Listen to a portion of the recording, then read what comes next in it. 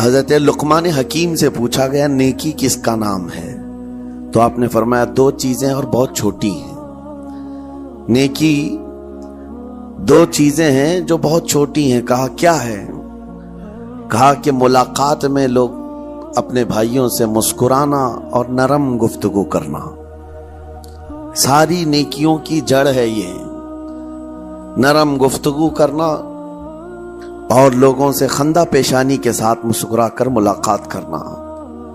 لیکن میرے عزیزو، یہ دو چیزیں بناوٹی تو بہت سارے لوگوں کے ساتھ آ سکتی ہیں، اخلاق تصنع جس کو کہتے ہیں تکلف کے ساتھ بہت سارے لوگوں کے ساتھ آ سکتی ہیں، لیکن حقیقت میں جس انسان کی طبیعت میں یہ دو چیزیں ہونی چاہیے وہ کب سمجھ میں آتی ہیں؟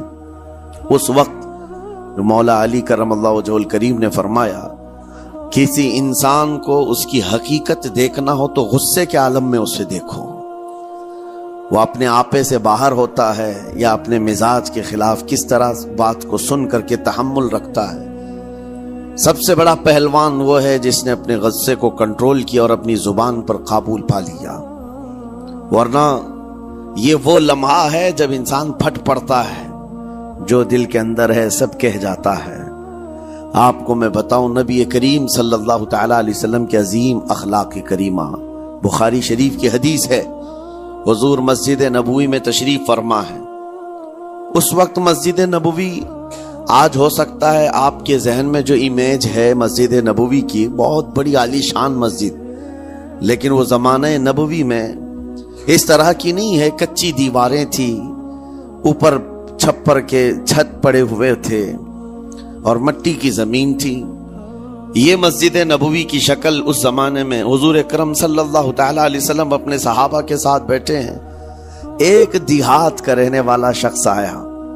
ایک بات یاد رکھیں کہ دیہات میں، گاؤں میں رہنے والوں کے اخلاق اور تمیز میں بڑا فرق ہوتا ہے، ان کے ہاں آداب کی کمی ہوتی ہے۔ وہ شخص آیا اور مسجد نبوی میں آ کر حضور صلی اللہ علیہ وسلم سے کچھ بات چیت کیا اور تھوڑی دیر کے بعد مسجد میں ہی کھڑے ہو کر پیشاب کرنا شروع کیا۔ بخاری شریف میں یہ حدیث موجود ہے، جب مسجد نبوی میں کھڑے ہو کر پیشاب کرے تو صحابہ اکرام سب دیکھ کر کے دوڑانے لگ گئے، خذوہ خذوہ، پکڑو اس کو، پکڑو اس کو، اور صحابہ دوڑاتے تھے، وہ پیشاب کرتے ہوئے بھاگتا تھا پوری مسجد میں۔ نبی پاک صلی اللہ تعالی علیہ وسلم نے فرمایا دعوہ، چھوڑ دو اس کو، کر لینے دو، پیشاب کر رہا ہے مسجد میں، چھوڑ دو اس کو۔ جب وہ صحابہ اکرام حضور کا حکم سنتے ہیں سب پیچھے ہٹ گئے۔ تھوڑی دیر کے بعد نبی کریم صلی اللہ تعالی علیہ وسلم نے صحابہ سے فرمایا پانی کے ڈول بھر کر کے لائے جائیں۔ صحابہ سے ہی منگوایا، پانی کے ڈول بھر کر کے لائے گا اور مسجد نبوی کے میدان میں فرش پر بہایا گیا اور صاف کیا گیا۔ اب وہ شخص نہایت ہی ڈرا سہما کھڑا تھا، میرے ساتھ کیا ہوگا پتہ نہیں، میں نے پیشاب کیا، اب مجھے یہ لوگ قتل کر ڈالیں۔ نبی کریم صلی اللہ تعالی علیہ وسلم نے قریب بلایا اور فرمایا، نہایت نرم گفتگو کے ساتھ حضور فرماتے ہیں یہ اللہ کا گھر ہے، یہاں پیشاب نہیں پیشانیاں رکھی جاتی ہیں۔ بس یہ جملہ ہے، بخاری شریف میں موجود ہے، یہاں عبادت کی جاتی ہے۔ اتنا کہہ کر رخصت ہو گئے، رخصت کر دیا۔ وہ دیہات سے آیا ہوا جو نوجوان تھا یا شخص تھا، باہر نکلتے ہی وہ کلمہ طیبہ پڑھ کر حضور کی غلامی میں شامل ہوا۔ میں نے وہ بلند عالی اخلاق نہیں دیکھے۔ نبی کریم صلی اللہ علیہ وسلم کے بارے میں قرآن کہتا ہے فَبِمَا رَحْمَةٍ مِّنَ اللَّهِ لِنْتَ لَهُمْ، اللہ کی رحمت سے آپ لوگوں کے لیے نرم ہیں، اس لیے لوگ آپ کے ارد گرد لگے ہوئے رہتے ہیں۔ وَلَوْ كُنْتَ فَظًّا غَلِيظَ الْقَلْبِ لَانْفَضُّوا مِنْ حَوْلِكَ، اے رسول اگر آپ سخت دل ہو جائیں تو پھر یہ سب چھٹ جائیں گے، آپ سے دور ہو جائیں گے۔ اس رسول کے لیے جب کہا گیا ہے کہ اگر آپ سخت ہو جائیں تو لوگ چھوڑ کر کے دور ہو جائیں گے، تو ہمارے اور آپ کے لیے کس قدر لہجے کی پابندی ضروری ہے۔ ہاں عزیزان گرام وقار، اپنی گفتگو، اپنے کلام، اپنی بات چیت سے آپ اپنے سلیقے بتاتے ہیں۔ گالی گلوچ کرتے ہوئے جن کی صبح شامیں ہوتی ہیں، ان کو دیکھ کر کے ہی پہچان میں آ جاتا ہے کس گھر سے یہ تعلق رکھتا ہے، کہاں ان کی تربیت ہوئی ہے، کس طرح ان کے آداب سکھائے گئے۔ اسی لیے میرے عزیزو، بچوں کو آوارہ بھی نہ چھوڑ دینا کہ وہ اپنی زبان گلی کوچوں سے سیکھ کر کے جائیں۔ کل کو ہوگا یہ کہ اس کی زبان کی وجہ سے لوگ تمہیں تان و تشنی کریں گے، اس کا باپ ایسا ہوگا اس لیے بچہ ایسا ہے، اس کی ماں اس طرح ہوگی اس لیے اس کی گفتگو ایسی ہے۔ کیونکہ موسٹلی زیادہ طور پر بچے اپنے ماں باپ کے اخلاق کو نقل کرتے ہیں، ٹرانسفر ہوتی چلی جاتی ہیں۔ ایک بار حضور اکرم صلی اللہ تعالی علیہ وسلم مسجد نبوی سے باہر نکل کر جا رہے ہیں۔ توجہ میرے عزیزو، اخلاق کہاں دکھانے چاہیے اور ہماری بات چیت کے انداز ہمیں کہاں ہونا چاہیے میں آپ کو بتاؤں۔ حضور تشریف لے کر جا رہے ہیں، صحابہ اکرام کھڑے تھے حضور کے اطراف۔ مدینہ طیبہ کی ایک بوڑھی خاتون جس کا ذہنی توازن کھویا ہوا ہے، یعنی وہ دماغی طور پر ڈسیبل ہے، اور وہ آئی جا رہی تھی۔ لوگ جب بھی اس کو دیکھتے راستہ کاٹ لیتے، وہ جس کو بھی پکڑتی تھی سنانا شروع کرتی تھی، جو منہ میں آئے بکنے لگ جائے، اور لوگوں کو تنگی محسوس ہونے لگتی۔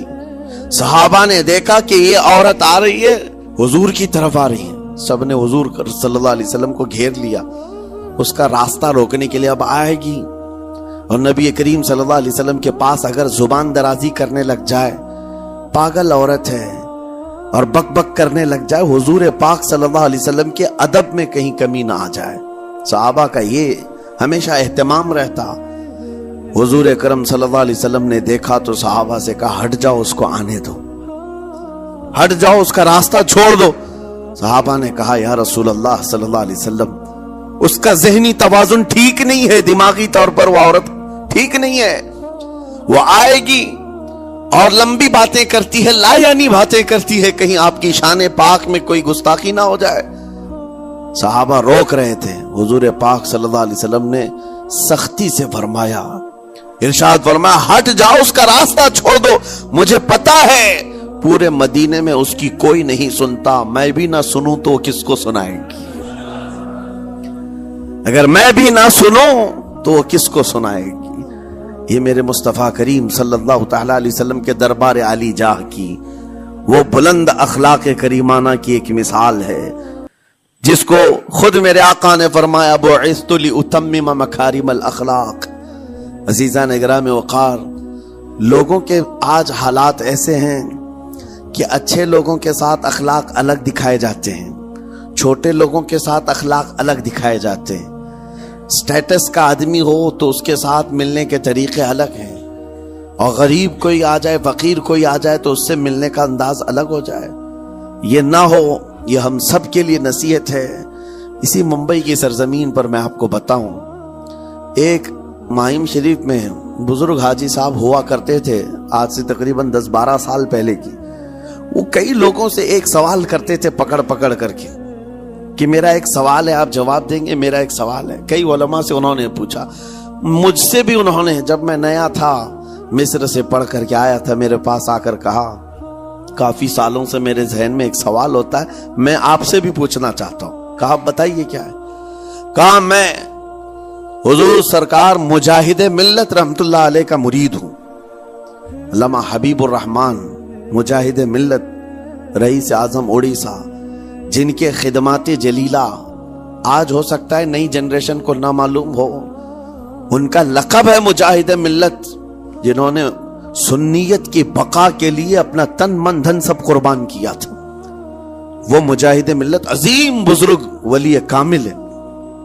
فرما یہ حاجی صاحب کہتے ہیں کہ میں ایک نارمل آدمی تھا، کڑیا تھا، یعنی گھر بنانے کا کام کرتا تھا۔ جب وہ ممبئی تشریف لاتے تو دوڑ کر کے ہر جگہ سے لوگ ملنے آتے، میں بھی گیا تھا، اور اس وقت میں جوان تھا۔ حضور مجاہد ملت رحمت اللہ علیہ کی بات وہ بتا رہے ہیں کہ لوگ لائن لگا کر کے مصافحہ کر رہے تھے، مل رہے تھے۔ جب مل رہے تھے تو پھر میرا نمبر آیا، میں ملنے کے لیے گیا۔ بزرگوں کے سب ہاتھ چومتے ہیں، یہ ہمارے سنیوں کے طریق ہیں، ادب، علماء ذویل احترام کے ہاتھوں کا بوسہ لینا یہ مستحسن ہے، یہ ہمارے آداب میں سے، معمولات اہل سنت میں سے۔ تو جب سب لوگ ان کے دست بوسی کر رہے تھے، ہاتھ چوم رہے تھے، میں بھی قریب گیا، اور جب میرا نمبر آیا میں ہاتھ چومنے کے لیے گیا تو انہوں نے میرا ہاتھ لے کر خود ہی چوم لیا۔ وہ بزرگ عالی جاہ ولی کامل جن کو دنیا مجاہد ملت کہتی ہے، میرا ہاتھ انہوں نے چوم لیا، اور میرے اندر ایسی پشیمانی تھی کہ میں کیا کروں سمجھ میں نہیں آیا۔ میں ایک معمولی سا کڑیا، اور کہاں ان کا مقام، کہاں میرا۔ تو اس کے بعد وہ اس بے چینی میں رہتے تھے کہ ایسا کیوں کیا، ایسا کیوں کیا، کیونکہ پوچھنے کا موقع ہی نہیں ملا۔ ایک بزرگ تھے، انہی کے خلیفہ تھے، حضور مجاہد ملت کے، انہوں نے اس کا جواب دیا۔ میرے عزیزوں، کیا بہترین جواب تھا۔ حضرت مجاہد ملت رحمت اللہ تعالی علیہ یہ چاہتے تھے کہ ہزاروں لوگ ہماری تعظیم کرتے ہیں تو کہیں ہمارے دماغ میں بادشاہت کا خیال نہ آئے، ہم غریب اور فقیر کا ہاتھ چوم کر اپنے نفس کی مخالفت بھی کرتے ہیں۔ اخلاق کریمانہ دکھانے کے لیے سٹیٹس والوں کے ساتھ ہی نہیں، غربا فقراء کے ساتھ بھی وہ اخلاق ہوں۔ نبی کریم صلی اللہ تعالی علیہ وسلم کے وہ آداب آج اگر آپ اپنا لیں، بہت ساری کڑوی چیزیں ویسی ختم ہو جائیں۔ آج ممبئی کی سرزمین پر سب سے بڑا یہ چیلنج ہے بات کرنے میں، نوجوانوں کے تو آج پارے چڑھے ہوئے ہوتے ہیں، ان سے کوئی بھی بات کر لے، جس تیور میں یہ بات کرتے ہیں ایسا لگتا ہے کہ ابھی لڑائی ہو جائے گی، ابھی جھگڑا ہو جائے گا۔ اس کی عادت سی بن گئی ہے۔ آپ کو پتا ہے فرمایا گیا، عربی کا قول ہے، جراحت السنان لها التیام ولا یلتام ما جرح اللسان۔ تلوار سے، چاقو سے دیا ہوا زخم سوکھ سکتا ہے، زبان سے دیا ہوا زخم کبھی نہیں سوکھتا۔ زبان سے دیا ہوا زخم نہیں سوکھتا۔ بولنے سے پہلے 1000 بار اس بات کو خیال ہونا چاہیے کہ میں جس کو بول رہا ہوں کہیں اس کا دل چھلنی تو نہیں ہو جائے۔ میری زبان یہ ہوتی 50 گرام کی چھوٹی زبان ہے، لیکن بڑے بڑے لوگوں کے کلیجے چیر کر رکھتی ہے، بڑے بڑے لوگوں کے دلوں میں سوراخ کر کے رکھتی ہے، زخمی کر کے رکھتی ہے اس کا استعمال۔ اسی لیے روایت میں ملتا ہے کہ جب انسان صبح کرتا ہے تو سارے اعضاء، ہاتھ پیر آنکھ کان ناک، سارے اعضاء سب سے پہلے زبان سے یہ عرض کرتے ہیں، اس کی پناہ مانگتے ہیں، کہتے ہیں آج تو صحیح سلامت رہے گی تو ہم سب صحیح سلامت رہیں گے، اور اگر تو پھسل گئی تو عذاب ہم پر بھی ہوگا۔ زبان بولتی ہے، مار کسی اور کو پڑتی ہے، کوئی زبان کو مارتا نہیں ہے، گالی زبان دیتی ہے، لیکن مار کبھی پیٹھ پہ پڑتی ہے، سر پہ پڑتی ہے، ہر جگہ پڑتی ہے۔ تو یہ زبان نبی کریم صلی اللہ تعالی علیہ وسلم نے ارشاد فرمایا، من یضمن لی ما بین لحیتیہ وما بین، حضور پاک صلی اللہ تعالی علیہ وسلم فرماتے ہیں، جس نے 2 چیزوں کی ضمانت مجھے دے دی، حفاظت کی، میں اسے اضمن لہ الجنہ، میں اس کو جنت میں لے جانے کی ضمانت دیتا ہوں۔ 2 چیزیں کیا ہیں؟ حضور فرماتے ہیں، ایک 2 جبڑوں کے بیچ میں جو موجود زبان ہے اس کی حفاظت کر لے، اور 2 رانوں کے بیچ میں جو شرمگاہ ہے اس کی حفاظت کر لے۔ یہ 2 چیزیں جس نے بچا لیا میں اس کو جنت میں لے جانے کی ذمہ داری دیتا ہوں، ضمانت دیتا ہوں۔ اس کا کتنا بڑا کردار ہے، یہ زبان کا کتنا بڑا کردار ہے۔ اور حضور نے ایک بار پکڑ کر کے فرمایا تھا، زبان کو پکڑ کر کے کہا تھا، یہ وہ زبان ہے جو انسان کو جنت میں بھی لے جاتی ہے اور دوزخ میں بھی لے جاتی ہے۔ کلمہ کس سے پڑھتے ہیں آپ؟ لا الہ الا اللہ، زبان ہی سے تو پڑھتے ہیں، اسی کلمے نے آپ کو جنت تک پہنچایا۔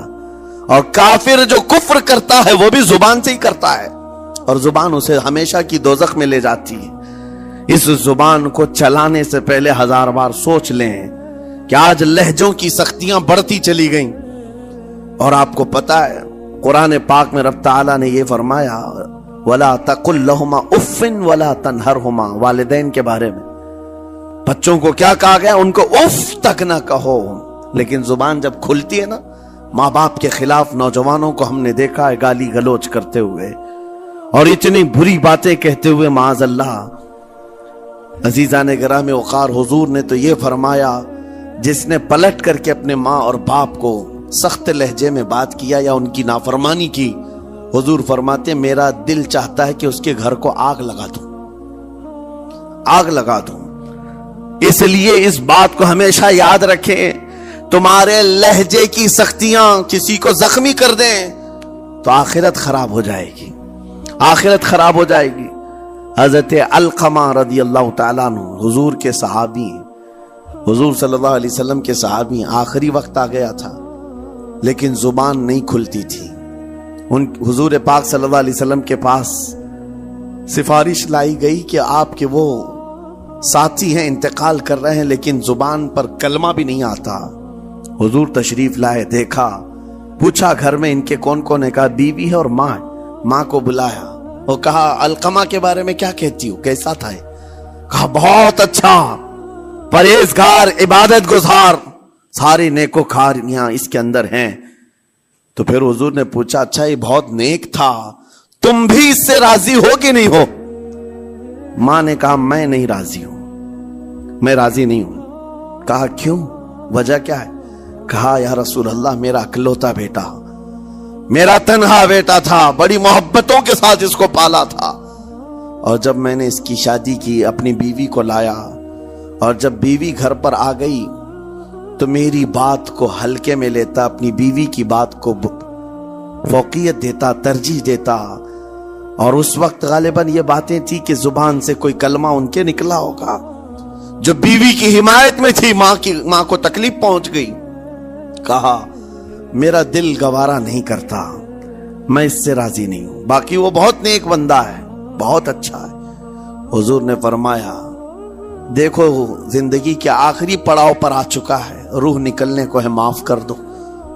وہ بھی صحابیہ تھی، انہوں نے کہا آقا آپ کا حکم ہے یا مشورہ ہے؟ اگر حکم ہے تو پھر ماننا ہے۔ حضور نے فرمایا نہیں حکم نہیں، مشورہ ہے۔ کہا مشورہ ہے تو پھر دل نہیں چاہتا، دل نہیں چاہتا۔ حضور نے فرمایا صحابہ سے کہ لکڑیاں جمع کرو، آگ لگاؤ اور انہیں اٹھاؤ، آگ میں ڈال دو۔ آگ دہکائی گئی تو ماں کی ظاہر سی بات ہے ممتا بے چین ہو گئی۔ کہا ان کو میرے سامنے آگ میں ڈالیں گے؟ کہا ہاں، اس سے بہتر ہے کہ وہاں جلے گا، یہاں جلے۔ وہ ماں کہتی آقا آپ گواہ ہو جائیں، میں اپنے بیٹے کو معاف کرتی ہوں۔ ادھر معاف کیا، ان کی زبان پر کلمہ طیبہ جاری ہوا۔ میرے عزیزو یہ بتانا مقصود اس لیے ہے کہ زبان سے دیے ہوئے زخم خواہ والدین کو ہو، یہ معمولی نہیں ہوتے۔ ہو سکتا ہے آخری وقت تمہاری زبان بند ہو جائے اور کلمہ طیبہ بھی نہ جاری ہو، زبان کھلنے بھی نہ لگے، یہ حالات آ جائیں گے۔ اس لیے اپنی زبان کا کنٹرول برقرار رکھو، کس سے کیا کہنا ہے۔ ابھی میں اس کا دوسرا پارٹ بھی بتاتا ہوں زبان کے استعمال کا۔ یہ نرمی لہجے کے اندر ہونا بہت ضروری ہے، لیکن کچھ جگہوں پر سختی کی اجازت ہے، لیکن وہ مقامات الگ ہیں۔ نرم لہجہ حضور پاک صلی اللہ تعالی علیہ وسلم کے فرامین میں سے ہے۔ ایک بات بڑی بغداد مقدسہ میں نے ایک ولی پاک کی زیارت کی، ان کے آستانے پر بھی میں نے ابھی بیان کیا تھا۔ حضرت بہلول دانا مجذوب بزرگ تھے اور بغداد کی گلیوں میں کہیں پر بھی بیٹھ جاتے تھے، اور جو جانکار تھے وہ سمجھتے تھے اللہ والا بندہ ہے۔ مجذوب کس کو کہتے ہیں؟ جس کی یاد الہی میں عقل فنا ہو گئی، ختم ہو گئی، اللہ کے ذکر میں اور اللہ کی یاد میں اپنے آپ کو فنا کر دیا ہے، اس کے اوپر شریعت کا قلم نہیں۔ ظاہر سی بات ہے شریعت کے سارے احکام اس پر ہیں جس کی عقل سلامت ہے۔ عاقل ہو، بالغ ہو تو نماز فرض ہے نا، عقل ہی نہیں ہے تو وہ مجذوب ان اولیاء کو کہتے ہیں۔ لیکن ان کے بارے میں حدیث میں ہے، اللہ کے نبی نے فرمایا وہ ایسے بندے ہیں کہ اگر اللہ کو قسم دے دیں کسی بات کی، اللہ ان کی قسم پوری کرتا ہے۔ وہ بہلول دانا بیٹھے ہوئے تھے، بغداد کا ایک مشہور تاجر تھا، لیکن خستہ حال تھا، بہت نقصان اٹھا چکا تھا، خسارے میں چل رہا تھا، بزنس پورا لاس میں، اور وہ پریشان حال بہلول دانا کے پاس آیا، گڑ گڑایا، کہا کہ حضور مجھے بچا لیں، رحم کر لیں، میں تاجر ہوں، لٹ گیا ہوں، لاس میں ہوں، کچھ آپ فرما دیں، میں کیسے اس بھور سے نکلوں۔ بہلول دانا نے دیکھا، کہا ٹھیک ہے کچھ پیسے بچے ہیں؟ کہا ہاں ہے۔ وہ بس اتنا سرمایہ ہے کہ مال لیتا ہوں پھر بیچ دیتا ہوں، نفع نہیں ہوتا۔ بہلول دانا نے کہا ایک کام کر، کالا کپڑا جتنا ملتا ہے سب خرید لے، پورے شہر سے کالا کپڑا جہاں جہاں مل جائے سب لے کر سٹاک کر لے۔ کہا جی حضور آپ نے جیسا فرمایا۔ گیا، جتنا سرمایہ تھا سب لگا دیا، کالا کپڑا خرید کر ایک جگہ سٹاک کر دیا۔ اللہ والے کا حکم تھا، لیکن ہوا یہ کہ بغداد کا معمول تھا، 8 دن گزرے نہیں تھے کہ وہاں وقت کے حاکم کا انتقال ہوا، اور جب حاکم کا انتقال ہوتا تو شہر کے جتنے بڑے لوگ ہوتے، رئیس لوگ، وہ اس کے سوگ میں، اس کے غم میں کالا کپڑا پہنتے تھے، اور کالا کپڑا سوائے اس تاجر کے کسی کے پاس نہیں تھا، اور سارے بڑے لوگ پیسوں سے اس کے پاس کالا کپڑا خریدنے آئے۔ یہ منہ بولے قیمت پر، جیسے تیسے جتنی قیمت پر بولے سب خرید کر لے جاتے، اور پل بھر میں ایک دن کے اندر وہ بہت بڑا کروڑ پتی بن گئے، بہت مال آ گیا۔ یہ بات یاد رکھیں، اللہ مال دیتا ہے، اس کے بعد پھر آزمائش بھی ہوتی۔ مال اتنا آ گیا، اب لے کر کے مستیاں تھی، چند دن گزرے، ظاہر سی بات ہے مال کو بڑھانے کی تمنا ہر ایک کی ہوتی ہے، کوئی یہاں پر اینڈ کرنے والا نہیں ہے دنیا میں، چاہے اس کا بزنس اربوں پر بھی پہنچ جائے، اسے آگے پہنچنا ہے۔ چند دن گزرے تھے، 8-10 دن، پھر آیا حضرت بہلول دانا کو ڈھونڈتے ہوئے، ایک جگہ میدان میں یہ منصوب بزرگ بیٹھے مل گئے، آیا اور کہا او دیوانے بتا اب کیا خریدوں، پیسہ بہت ہے ابھی میرے پاس، بتا دیوانے اب کیا خریدوں۔ انہوں نے دیکھا، کہا کہ لہجہ تو بدلا ہوا ہے، پیسہ بہت زیادہ تھا، کہا کہ ٹھیک ہے کوئی بات نہیں، اللہ والوں کو ان سب چیزوں سے کوئی لینا دینا نہیں۔ آپ نے کہا مال جتنا ہے تیرے پاس سب لے کر کے خربوز خرید لے، تربوز خرید لے، جس کو کلنگڑ کہتے ہیں، تربوز پورے خرید لے۔ اس نے کروڑوں کی جائیداد پورے تربوزوں میں لگا تھی، سب تربوز خرید کر سٹاک کر دیا ایک جگہ، اور اس کے گمان میں یہی تھا کہ چند دن گزریں گے، کوئی ایسا ہی حادثہ ہوگا جب تربوز منہ مانگی قیمت پہ لوگ خریدیں گے اور میں بیچوں گا۔ پورا مال تربوز میں لگایا، 2 دن 4 دن 6 دن 8 دن گزرے، کوئی حادثہ نہیں، ادھر تو تربوز سڑنے لگ گئے، وہ تو زیادہ دن سٹاک نہیں کیے جا سکتے، سڑن شروع ہو گئی، پھر تھوڑے دنوں کے بعد پورے کے پورے سڑ گئے، کروڑوں کا مال تربوز میں سڑ کے چلا گیا۔ وہ بے کچھ بھی نہیں سکا، کچھ نہیں کر سکا، واپس چیختا چلاتا اسی حالت میں آیا، پہلے سے بھی زیادہ بدتر حالت میں آ گیا ہوں۔ دوڑتے ہوئے آیا، حضرت بہلول دانا کو ڈھونڈتے ہوئے، کہاں ہیں؟ وہ اسی جگہ بیٹھے ہوئے مٹی میں بیٹھے رہتے تھے۔ قریب آیا اور کہنے لگا کہ آپ نے میرے ساتھ ایسا کیوں کیا بہلول؟ بہلول دانا نے کہا کیا ہوا؟ کہا میں تو لٹ گیا، تربوز میں پیسے لگائے آپ کی وجہ سے اور پورے سڑ گئے۔ بہلول دانا نے کہا میں نے تو کچھ نہیں کیا، پہلے تو تجھے نفع ملا تھا وہ تیرے لہجے کی وجہ سے، اب خسارہ ہوا ہے تیرے لہجے کی وجہ سے۔ پہلے جو آیا تھا بات کرنے کے لیے اس وقت تیری تمیز الگ تھی، تیری تہذیب الگ تھی، اخلاق الگ تھی، گڑ گڑا کر کہا تھا کہ میں لٹ گیا ہوں آپ رحم کر دیں، دوسری بار آ کر کے کیا کہا؟ وہ دیوانے بتا کیا خریدوں؟ لہجہ بدل گیا تو پوری حیثیت بدل گئی۔ زبان ہماری اونچائی پر بھی لے جاتی ہے اور نیچے بھی لے آتی ہے، اس بات کو ہمیشہ ملحوظ رکھیں کہ اس زبان سے بہت سارے لوگ نفع بھی اٹھاتے ہیں، بہت سارے لوگوں کو نقصان بھی ہوتا ہے۔ لیکن ساتھ میں یہ بات بھی عرض کروں، نرم گفتگو کرنے کا عادی ہر ایک کو ہونا چاہیے، نرم گفتگو کرنے کا عادی ہر ایک کو ہونا چاہیے، اس کی نیکیوں کی علامت ہے، اس کے اخلاق کی علامت ہے۔ لیکن ساتھ میں امام شافعی رحمت اللہ تعالی علیہ نے یہ بھی فرمایا، چاہے جتنی بھی نرم طبیعت ہو انسان کی، اللہ اور اس کے رسول کے لیے غیرت ہونی چاہیے۔ اللہ اس کے رسول کے خلاف بات سنے تو پھر نرم لہجے کا استعمال نہ کرے، پھر وہ بزدلی کہلائے گی، وہ بزدلی کہلائے گی۔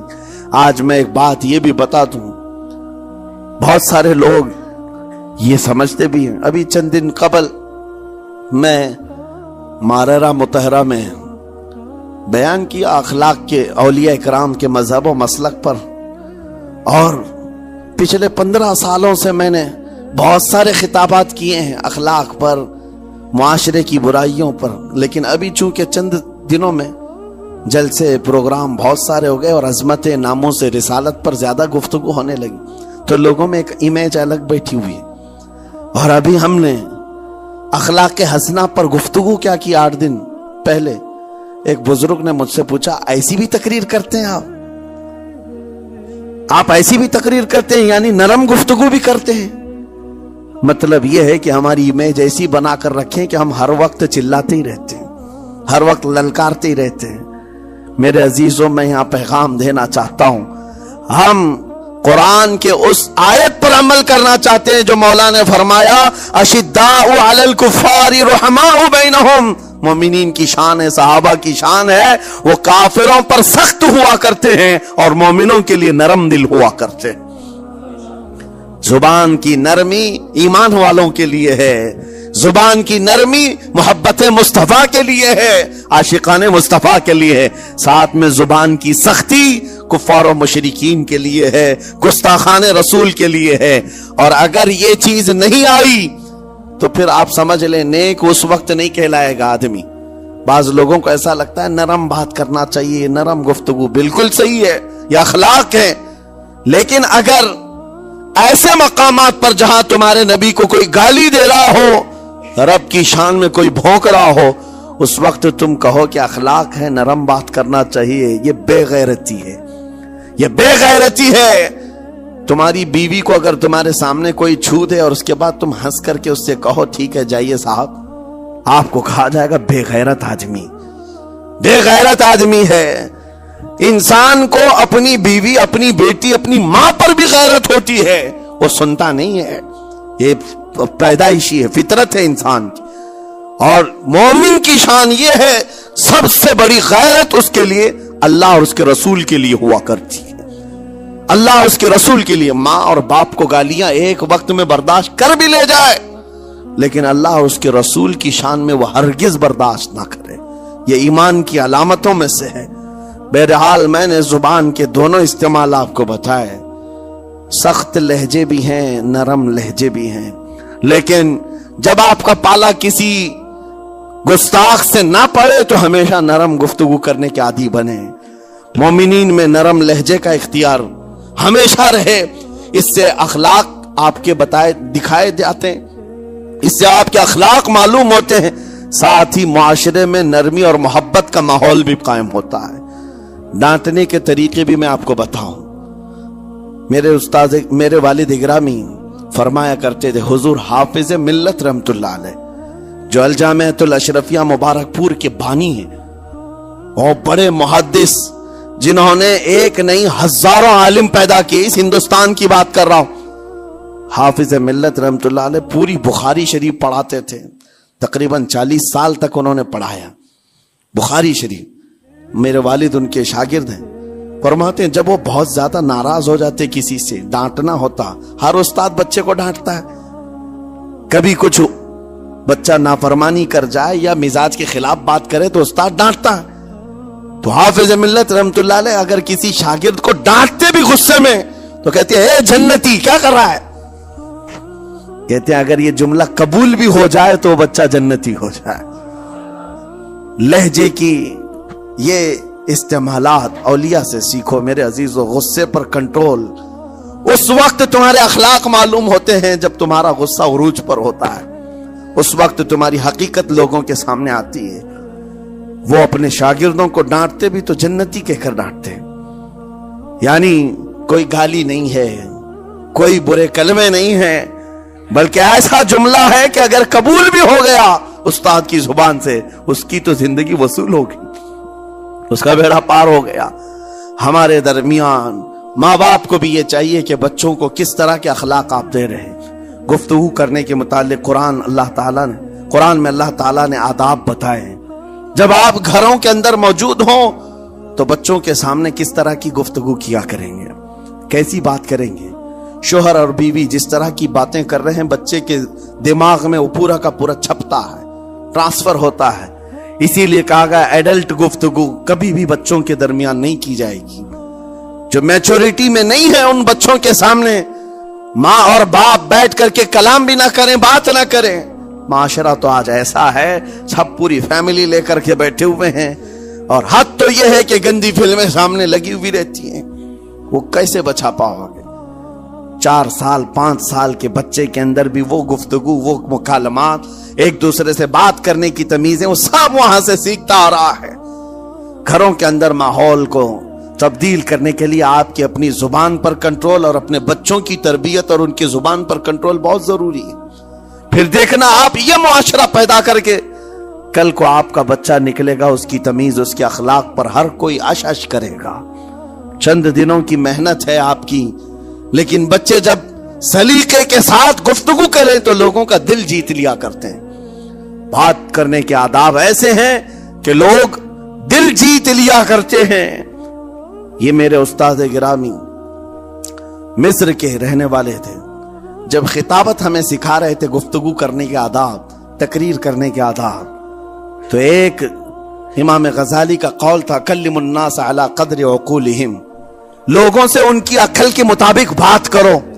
इस पर वो समझाते हुए हमें ट्रेनिंग देते थे और कहते थे कि तुम्हारे पास आने वाले कई तरह के लोग होंगे। अगर तुम इमाम हो, अगर दाई हो, खतीब हो, मुकर्रिर हो, कोई गरीब घर से, कोई बड़े अमीर घर से, कोई पढ़ा लिखा आएगा, कोई जाहिल होगा, कोई बदतमीज भी होगा, कोई नेकोकार, कोई गुनहगार, सब तरह के मिक्स मजमुआ तुम्हारे पास होगा।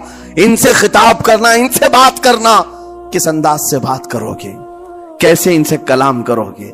मेरे अजीजों, यह हमारा अपना हुनर नहीं है।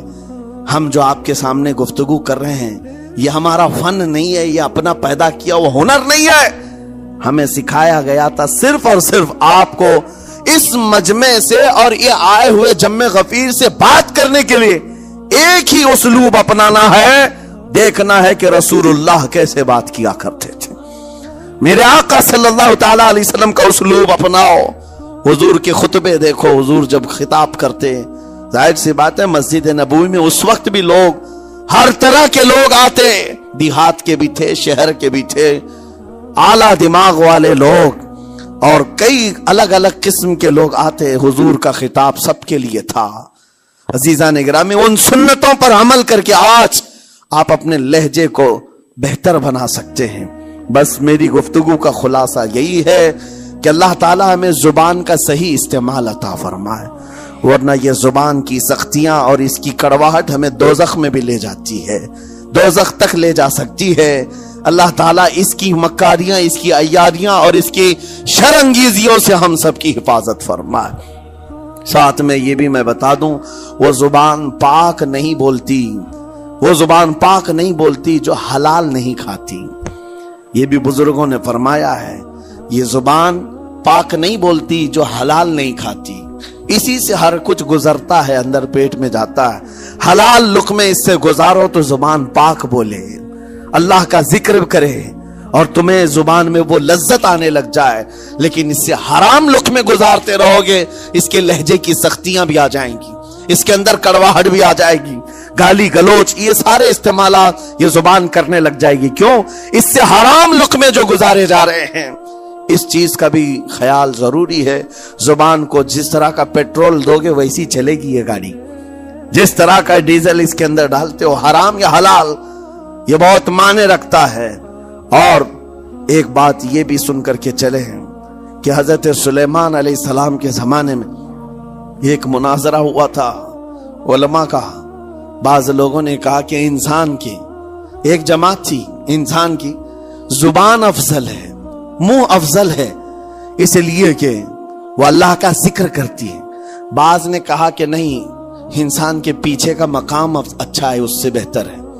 ये दोनों की तकरार में हजरत सुलेमान अलैहिस्सलाम के पास बात आई, आप बताएं। तो उनसे पूछा, तुम इतनी बड़ी बात क्यों कह रहे हो? उसके पीछे का मकाम अच्छा है। कहा कि इसलिए कि वो सिर्फ नजासत निकालता है, वो सिर्फ नजासत निकालता है, वो मकाम गलाजत बाहर करता है, गलाजत अंदर लेता नहीं। जुबान गलाजत अंदर भी लेती है, हराम खाती भी है, लोगों को जख्मी भी करती है। उन उलमा की दलील थी। तब आपने फरमाया, बात ठीक है, जिस इंसान का जुबान पर कंट्रोल नहीं, हराम खाता हो और बद कलामी करता हो, गाली गलोच सारी चीजें करता हो, आपने फरमाया इससे बेहतर उसका पीछे का मकाम है। और जो इंसान कंट्रोल रखता है, हलाल खाता है और लहजे की नरमी रखता है, जाहिर सी बात है उसका मुंह ही अफजल है, उसकी जुबान अफजल है। अब यह तो फैसला सबका है, किसको क्या चीज इख्तियार करनी है। अजीजान गिरामी वकार, ये बहुत बड़ी बात है जो मैं आपके सामने कह रहा हूं। जुबान को अगर किसी दूसरी जगह से कंपेयर किया जाए तो लगता होगा नरम, ये बिल्कुल अचंभे वाली बात है, अजूबे वाली बात है, ये कौन सा कंपेरिजन है।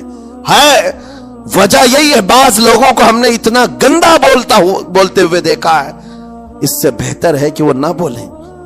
लोगों को जख्मी करते हैं, किसी के मुकद्दसात पर हमले करते हैं। अल्लाह ताला उनके जुबान की शरारतों से हमारी हिफाजत फरमाए। और करीम खुदा अरहमर राहिमीन मौला इस चीज से भी हमें हिफाजत फरमाए, कयामत के दिन कुछ लोग सिर्फ इसलिए पकड़े जाएंगे कि वो कुछ नहीं बोलते थे, लेकिन वो जिनके साथ रहते थे वो बोलते थे, वो लोग बोलते थे, और उनकी वजह से ये खामोश रहने वाला जो साथ में था इसे भी जहन्नम में ले जाया जाएगा। और वो उस दिन कहेगा पुकार कर, या वैलता लैतनी लम अत्तखिज़ फुलानन खलीला, ऐ काश मैं फलां की दोस्ती नहीं किया होता तो अच्छा होता, आज मैं बच गया होता। अपने माहौल को बचाओ, जहां जुबान की खराबी देखो अपने आप को भी बचाओ और उस माहौल से भी अपने को दूर रखो। अल्लाह की बारगाह में दुआ है, मौला ताला इस जुबान को खालिस अपने जिक्र में लगाए और अपने हबीब पाक के जिक्र में लगाए। मौला ताला हमको जुबान की बद कलामियों से महफूज व मामून फरमाए। व आखिर दावाना अनिल हम्दुलिल्लाहि रब्बिल आलमीन। अस्सलामु अलैकुम ब्रदरान मिल्लत इस्लामी, अस्सलामु अलैकुम व रहमतुल्लाहि व बरकातुहू। अल्हम्दुलिल्लाहि व कफा व सलामुन अला हबीबिहिल मुस्तफा, अम्मा बाद। फ़अऊज़ु बिल्लाहि मिनश शैतानिर रजीम, बिस्मिल्लाहिर रहमानिर रहीम। फ़बिमा रहमतिन मिनल्लाहि लिन्त लहुम वलौ कुन्त फ़ज़्ज़न गलीज़ल क़ल्बि लन्फ़ज़्ज़ू मिन हौलिक। सदक़ल्लाहु मौलानल अज़ीम। बारगाह रिसालत मुआब सल्लल्लाहु तआला अलैहि वसल्लम में दुरूद पाक का हदिया पेश करें।